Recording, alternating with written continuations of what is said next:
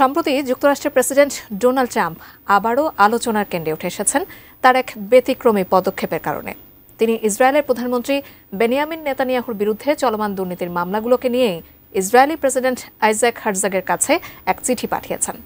কি ছিল সেই চিঠিতে, আর হঠাৎ কেন এই চিঠির দ্বারপ্রান্তে ট্রাম্প? এ নিয়ে বিস্তারিত জানাচ্ছেন সাদিয়া সিদ্দিকা। মার্কিন রাজনীতির বিতর্কিত কিন্তু প্রভাবশালী মুখ ডোনাল্ড ট্রাম্প আবারও আলোচনায়, তবে ভিন্ন এক কারণে। মার্কিন এই প্রেসিডেন্ট ইসরায়েলের প্রধানমন্ত্রী বেনিয়ামিন নেতানিয়াহুর বিরুদ্ধে চলমান দুর্নীতির মামলাগুলো রাজনৈতিক উদ্দেশ্য প্রণোদিত বলে উল্লেখ করে ইসরায়েলি প্রেসিডেন্ট আইজ্যাক হারজগকে একটি চিঠি লিখেছেন। সেই চিঠিতে ট্রাম্প সরাসরি আহ্বান জানিয়েছেন নেতানিয়াহুকে সম্পূর্ণ ক্ষমা করে দেওয়ার জন্য। বৃহস্পতিবার ব্রিটিশ সংবাদ মাধ্যম বিবিসি এক প্রতিবেদনে এ তথ্য নিশ্চিত করেছে। ওই চিঠিতে ট্রাম্প লিখেন, আমি ইসরায়েলের বিচার ব্যবস্থার স্বাধীনতাকে সম্পূর্ণভাবে সম্মান করি, তবে আমার দৃঢ় বিশ্বাস নেতানিয়াহুর বিরুদ্ধে মামলাগুলো সম্পূর্ণ রাজনৈতিক উদ্দেশ্য প্রণোদিত ও অযৌক্তিক। তিনি আরও বলেন, ইসরায়েল রাষ্ট্র ও অসাধারণ ইহুদি জাতি গত 3 বছর ধরে কঠিন সময় অতিক্রম করছে।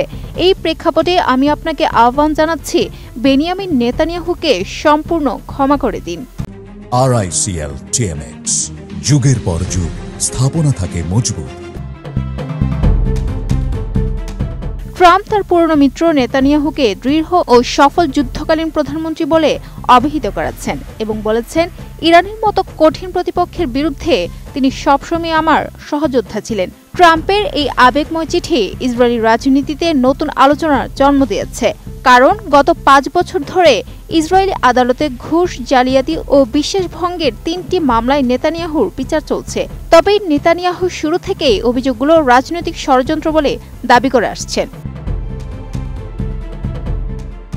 চিঠির খবর ছড়িয়ে পড়ার পর নেতানিয়াহু এক্সে প্রতিক্রিয়া জানিয়ে লিখেছেন, ধন্যবাদ প্রেসিডেন্ট ট্রাম্প, আপনার অসাধারণ সমর্থনের জন্য।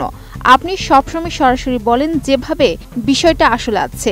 আমি আমাদের নিরাপত্তা জোরদার ও শান্তি প্রসারে অংশীদারিত্ব অব্যাহত রাখার অপেক্ষায় আছি। অন্যদিকে ইসরায়েলি প্রেসিডেন্টের দপ্তর কূটনৈতিকভাবে প্রতিক্রিয়া জানিয়ে বলেছে, আমরা ট্রাম্পকে অত্যন্ত শ্রদ্ধা করি এবং ইসরায়েলের প্রতি তার অকুণ্ঠ সমর্থনের জন্য কৃতজ্ঞ।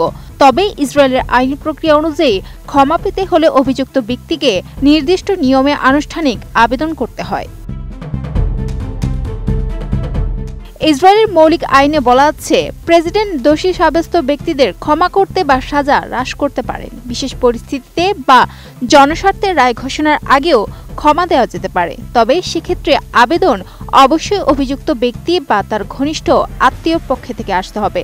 এখনো পর্যন্ত নেতানিয়াহু বা তার পরিবারের পক্ষ থেকে এমন কোনো আবেদন জমা দেওয়ার ইঙ্গিত মেলেনি। Sadia Siddika, ATN news.